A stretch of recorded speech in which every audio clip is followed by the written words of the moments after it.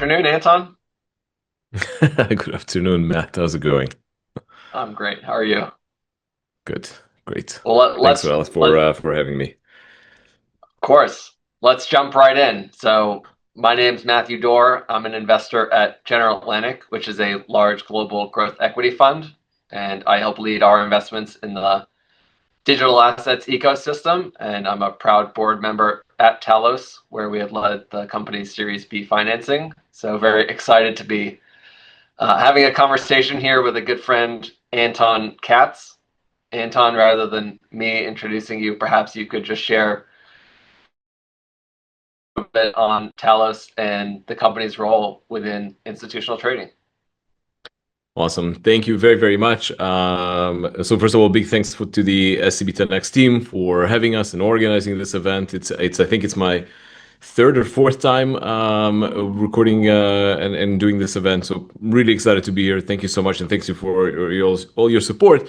And Matt, and obviously thank you and thank the GA team for being, a strong supporter of Talos and a huge, huge help over the past couple of years. So thank you very much. My name is Anton. I'm the co-founder and CEO of Talos. We started Talos about 7.5 years ago with Ethan Feldman, who is my co-founder and CTO. By background, I'm an engineer. I've been a developer my entire life, with a slight focus on cryptography in college. Prior to Talos, I was at one of the largest quant asset managers in the world, leading the trading technology division there. Prior to that, I was the director of software for Broadway Technology, which became one of the largest providers, if not the largest provider of trading technology in the sell side sector. So, I spent my entire career, and that's true for quite a lot of people here at Talos, building large scale systems for institutions, allowing them to connect to the market, to trade, to exercise investment ideas. Today at Talos, when we started Talos, our focus was exactly that. We were, the target 7.5 years ago was to build something that allows institutions to interact with crypto. So we said crypto is likely going to become an asset class. That was kind of like our bet. And we said if that's true, then institutions will need the kind of infrastructure that we built for every other asset class before. So that's like where we started Talos. Over the years, Talos has evolved into a much, much broader ecosystem. So today, Talos is an infrastructure provider for some of the largest institutions in the world. So we are globally active across buy side and sell side. And we provide those institutions with access to digital assets. So we, still the vast majority of the focus for us has been in the previous years crypto, although right now it's kind of like developing into digital assets because of what's happening with tokenization. But in short, what we provide is a one-stop shop. An institution can come to Talos and connect to their custodians, no matter how what they can trade across 100 and something liquidity providers that we connect to between exchanges, OTC desks, decentralized exchanges. They are able to do things like algorithmic trading, RFQ. We have a real-time risk platform, portfolio management platform. We have a settlement system. We have a reporting infrastructure. We have a white label product that is used today by some of the largest brokers in the world, and we have enormous reach there as well globally. So we really are, today the infrastructure provider for the vast majority of the larger institutions, both in, coming from traditional assets and also crypto natives, allowing them to either provide their customers with the ability to trade crypto, and now growingly, increasingly digital assets, or the buy side community looking to trade on their own, these kind of assets. That's what we do.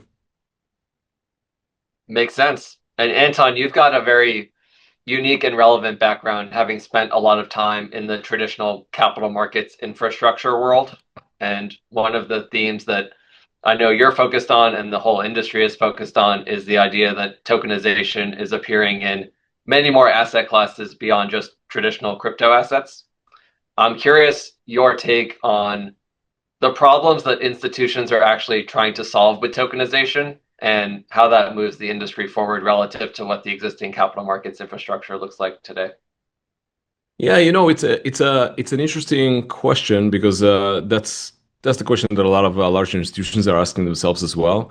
And look, tokenization, we've been talking about tokenization for quite a few years. I think that now we're starting to see, it's actually starting to happen. We're starting to see institutions coming in, participating in the tokenization efforts, and more than anything, before I dive into, how it can change the market structure and why it's important, the key thing to understand here is that if you hear the word tokenization only from technology providers and platforms, including us, right? Like we've been forever saying all assets will be digital assets, but ultimately, we are there to provide services, and that's true for quite a lot of our peers as well. The minute you start seeing tokenization from traditional institutions, from some of the clients, people that are trading these assets, people that are actually generating demand, saying we would rather interact with this ecosystem and we would want to interact with this ecosystem, that moves the needle. And that's actually what's happening right now. This is the difference between now and in the previous years. In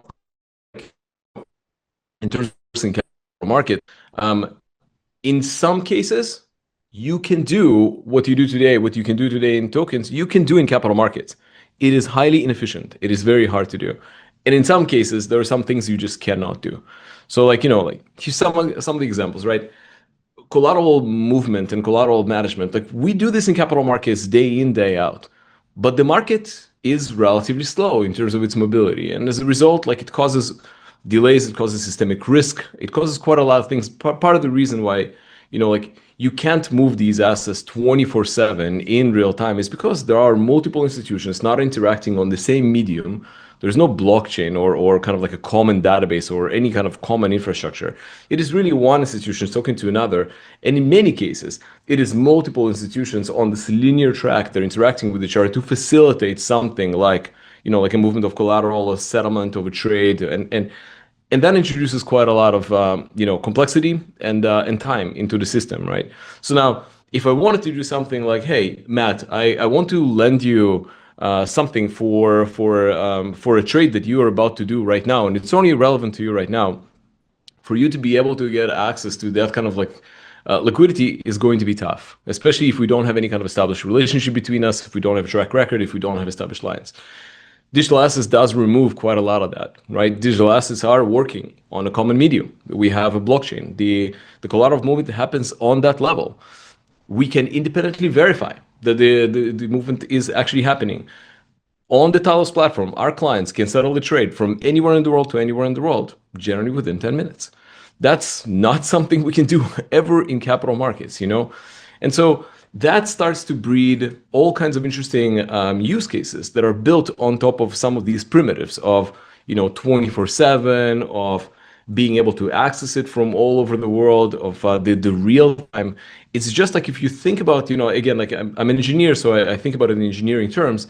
A lot of it is for me, what are the abstractions? What are the kind of the primitives that come with the system, right? In capital markets, we have a traditional system that's been built over many, many years, but the primitives are kind of built on top. There's not a lot of these things that can truly help us move assets as we want to and establish a more coherent ecosystem, right? So it's been a lot of hard work to put this kind of infrastructure in place.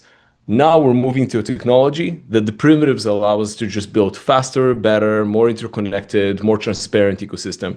So that's that's kind of where we're headed to. It's I would say one more thing. This is part of the reason why in capital markets, when you provide services like the services that we provide, you provide generally vertical services. You're saying, I will have a vendor for trading, and there are vendors for trading. You will have a vendor for custody of these assets, maybe somebody on the reporting side. They interact with each other through APIs, just like banks interact with each other on the trading side, right? It's always like one entity to another entity to another entity. Once you have a common medium, you can build the kind of system that we built at Talos, which is really this notion of connecting the entire investment lifecycle, all the way from, hey, what is my risk? What are my positions? What are my balances into the trading and directly into the settlement, compressing that into a single value chain. That's a huge, huge, huge deal. That brings a lot of efficiency, that reduces risk substantially. So that's what we're seeing. And our bet is that the entire ecosystem is going to be moving towards that. It makes total sense. Something that you touched on was the idea of instantaneous settlement, 24/7 accessibility for trading. How do you think about whether tokenization is just a wrapper around the existing capital markets infrastructure that exists today, or how it will fit alongside the existing systems? Yeah, I mean, look, this is it's again, it's a question that everybody should be asking themselves because in a complex system that is working today, which is capital markets, you can't just flip a switch. You can't just come in and say, "Hey, I have this better system. Come and use this better system," and everybody's going to say like, "Ah, all I have to do is flip a switch, and now we're on it." It's more like it's the overused analogy of changing the wheels on a bus that is in motion and has like a bunch of people on it, right? Like that's actually the reality. The reality here is that you have a system that cannot stop. You have tons of institutions, to your point, that have their own system, their own systems that are working on like in the legacy capital markets environments. Potentially, some of these systems are daily systems. They only come in at the end of the day and they calculate some things. Majority of the systems go to sleep during the weekend through upgrades, through like literally just like being turned off and being in recalculating state in the like on open of the week, and so not compatible of 24/7. It's much easier to say right now, like, yeah, we'll just move capital markets to 24/7. If you actually ever built systems in capital markets, you should know that that's not an easy thing to say. And on one example I'll give you, like, remember how long it took just on the settlement side to go from T+3 to T+1. Many, many years. And we're not talking about like a crazy, crazy change, right? So a lot of these systems, the legacy systems, really are there not able to just like instantaneously go towards this like real-time 24/7 calculation system. That's not going to be the case, right? So what we're likely going to see is we're going to see this almost like a hybrid market. And that hybrid market is going to be that likely some of the liquidity, and that's what we're starting to see this year. Some of the liquidity is going to migrate to digital assets rails. Some of the liquidity is going to remain in traditional markets. The problem is that the traditional institutions are going to be kind of like caught in between. Like think about yourself as a large service provider, a large bank, that today you have access to 100% of the liquidity that you can trade. Tomorrow, if that liquidity is split, you don't have right now the tools or the infrastructure to be able to connect to this other portion of liquidity. What if that split is 60/40? That means that some of these institutions will lose 40% of all they have access to today. That's not a situation that is sustainable, and that's not a situation that a service provider can handle, right? And so our job is to come in and basically say, like, look, the world is likely going to be the world of yesterday. Then there's going to be hybrid. Over time, it's going to migrate on chain. We understand that there's delay between the hybrid world and the on-chain world. Our job is to facilitate all this transition. So today we're working with a lot of traditional institutions, basically coming in and saying, look, we are going to be your translation layer of your existing use cases that we understand really well because we come from the same industry. We've built those systems before, and we're going to be translating those use cases to on-chain use cases, connecting you to this. And it's not connecting to a single chain. It's really allowing them to connect to the entire ecosystem and to use us as an abstraction layer and integration layer into their existing systems. As things progress, the hope is that we're going to see more and more activity on digital assets. And then so you mentioned 24/7. Again, not an easy thing to migrate to, but we have traditional clients today using the Talos system, and they are effectively working in a split mode where our systems are connected to the 24/7 digital asset systems. They are feeding their existing bank systems or their existing asset management system either at the end of the weekend in case that they are active during the weekend, or like rehydrating those systems kind of like as you go. So this is not something that's theoretical. This is something we do today. I think we're just going to do more and more and more of it, providing this kind of like level of compatibility to existing traditional institutions. Does that make sense? It does. Are you starting to see your clients and the large financial institutions and banks converge their workflows across both traditional finance and crypto? I think a lot of times banks will have separate digital asset teams that are focused on these problems, but as it is starting to migrate into a lot of the traditional assets, I imagine that might collapse over time. How have you seen that manifest in your clients and what they want from Talos? Yeah, so I would say that there's a couple of things to mention there. It's kind of interesting. One is that we cover quite a lot of clients, and so we have the retail brokerage clients. A lot of those clients are moving, like some of them are more traditional retail brokers, some of them are crypto native retail brokers. Those are definitely emerging.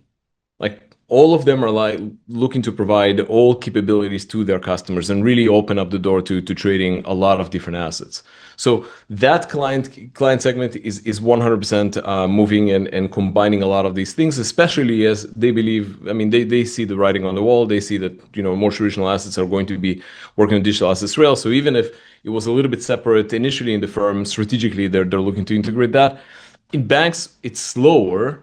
We definitely have, like, it's kind of like divided into two sections. Some create completely parallel infrastructure between digital assets and capital markets, which allows them to run a lot faster, by the way, because like you're not effectively bogging down your existing systems with this brand new infrastructure. You are literally feeding. So we have a couple of clients that have done that very, very successfully.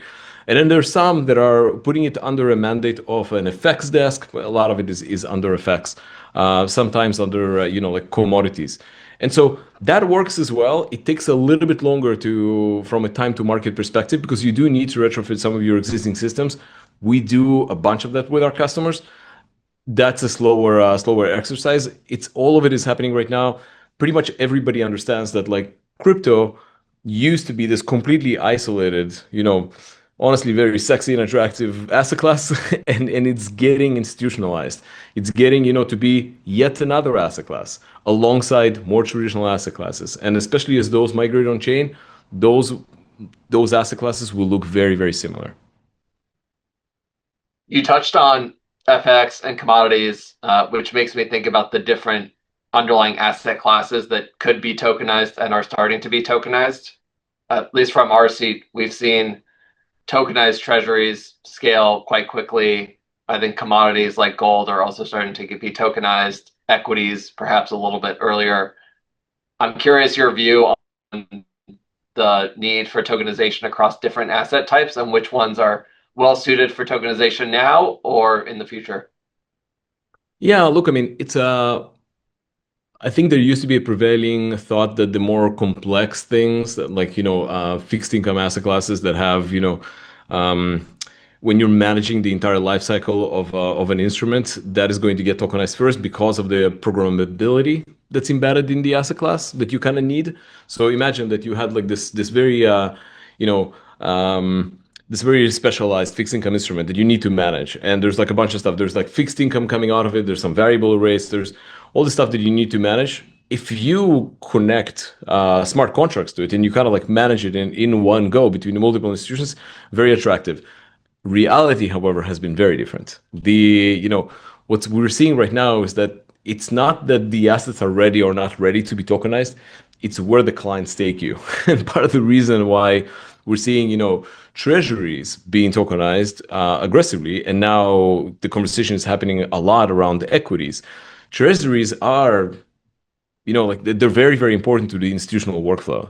It's collateral management, it's yield, it's tons of reasons why institutions would want to interact with treasuries, trade treasuries, buy treasuries, have treasury derivative instruments.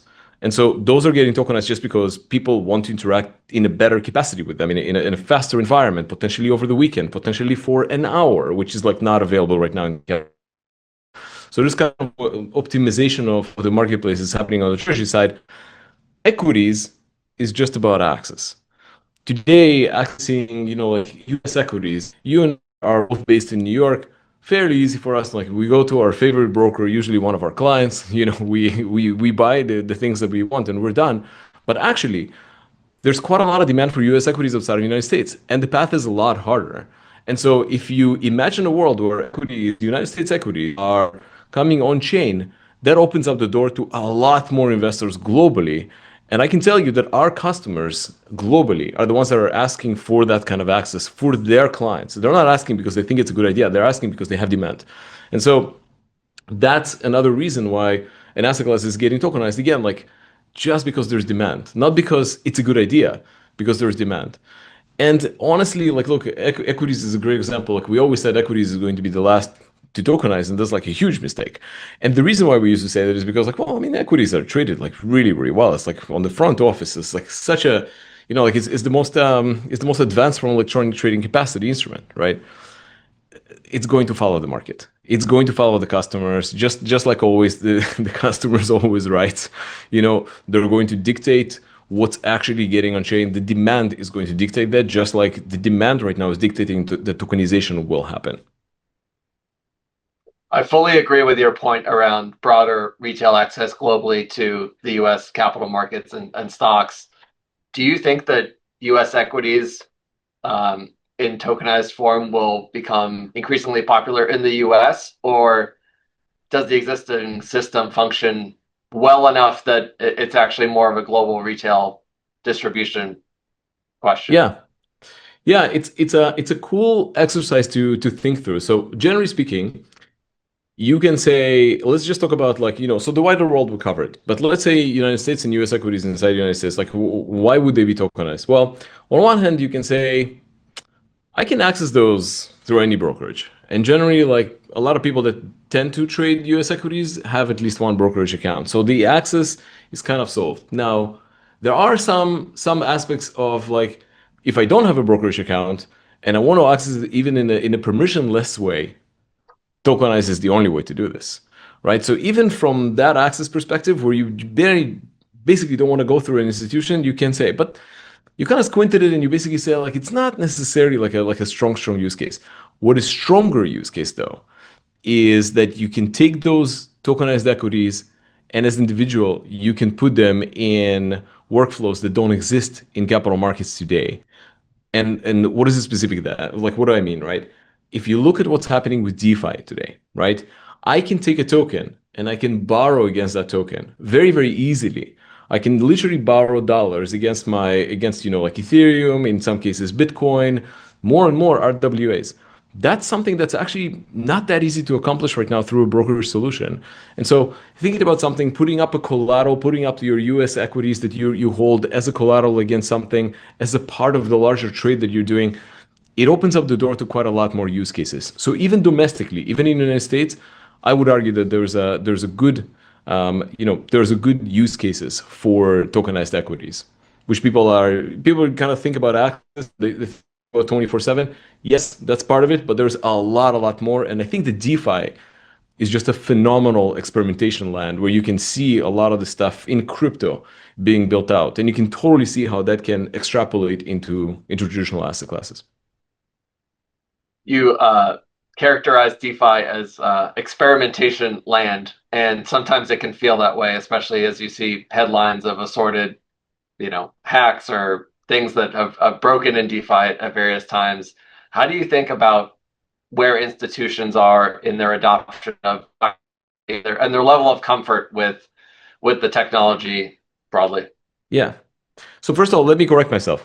When I do think that DeFi is experimentation, but it's not experimentation just for the sake of experiment. I think that DeFi is just the first to do quite a lot of things. I think that crypto in general, there's just a lot of experiments that do happen in crypto and in DeFi. It doesn't mean that they're just experiments for the sake of experiments. Those are real use cases that are happening there today, And so I actually, my strong belief is that DeFi is going to play a major role in terms of how capital markets evolves. Like, and as an engineer, I find that like fascinating. I'm looking at things like, if people haven't looked at it yet, you should be looking at things like vaults and what vaults look like, because vaults is an asset management or a wealth management infrastructure that is in DeFi, but the barriers of entry are basically zero.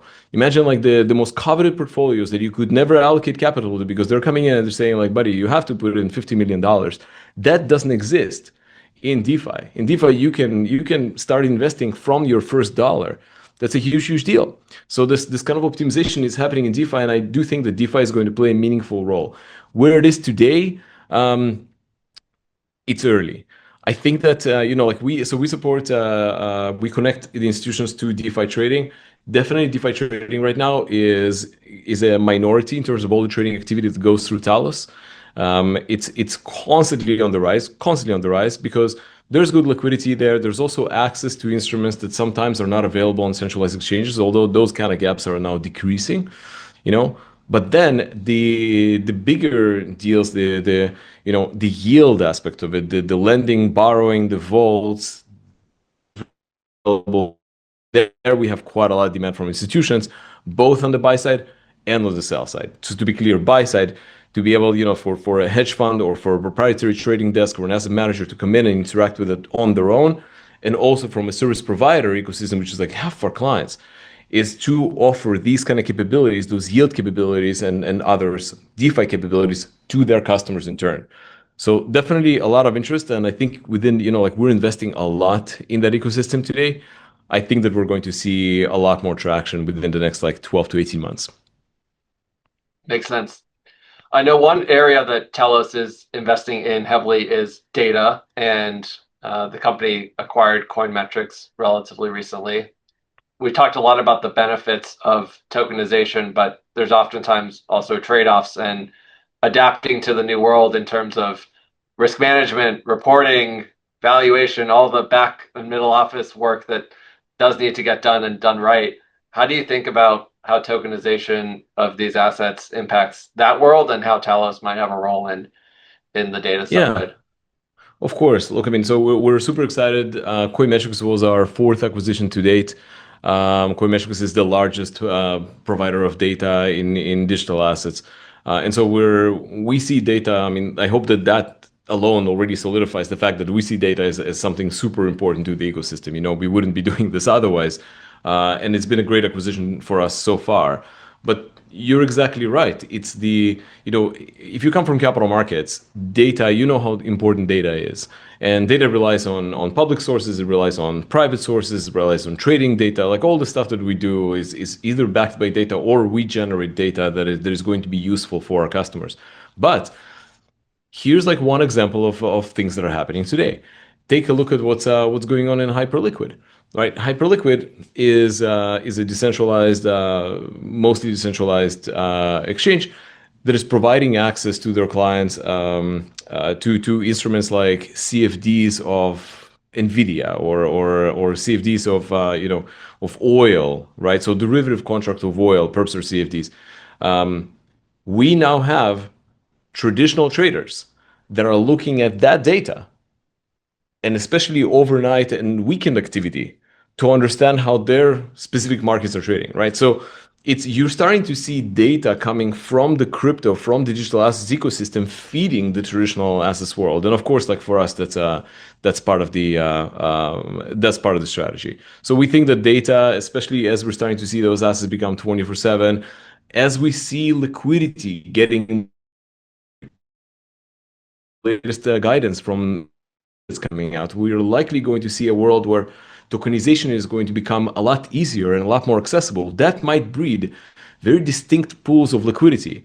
If that happens, getting the right data, understanding the entire world, understanding how price discovery works, where the price is today, is going to be more important than ever for institutions. I think the data is going to play a very meaningful role in this entire tokenization ecosystem. Great. We're coming up on time, so last overall question for you is, there's clearly a lot of building in and around tokenization going on at the moment. If you think about the hype cycle of technology and where you're at, whether it's the peak of inflated expectations or the slope of enlightenment, where do you think we are today? And in 3 years, will we look back and have made less progress than we hoped? Do you think we'll be a lot further than people even expect? What's your gut take on where we are in 3+ years? So I think tokenization used to be in the hype side, 2-3 years ago. 3 years ago, it was constantly, that was all the talk, and tokenization, and it was all on the infrastructure side, and it was just there was not enough of institutional support, there was not enough of client support. It feels to me like this one is very real, and I'll defer to Larry Fink, who's the CEO of BlackRock, says exactly the same things. He, just like us, I mean, obviously not because of us, but he's saying all assets will be digital assets. 100% agree. We always say that, we always believe it. But you should listen to the second thing that he says. He says it's going to happen a lot faster than you think. And I truly believe that. I truly believe that. I think that in 3 years, we're going to make more progress than a lot of people think, because people think it's going to be a slow burn in that direction. I think if it was just switching to a different infrastructure for the sake of switching, it would be a slow burn. But I think here, I think this year is going to be very pivotal. We're going to see the first real tokenization use cases, the first trading activity. My hope is that it's going to cement in people's head the huge benefits that you get from this ecosystem. And at that point, you're going to be either compete or die. And so I think that there's going to be quite a lot of institutions. And already today, I mean, we're speaking to our clients, a lot of resources are invested into understanding, plan, and starting to execute on the strategy around tokenization, real world assets, more digital assets. And so I think it's going to come up on us a lot faster than many people think. That's great. Well, as a proud investor in Talos, we are excited for it to continue and to see your role in it all. And with that, thank you very much, Anton, for taking the time to chat, and thanks to the audience around the world for tuning in. Thank you very much. Thanks a lot for the questions. Thanks a lot for your continuous support. I will see you in the next board meeting, and thank you very much to SCB 10X for hosting us. It's great. See you soon. Thanks all.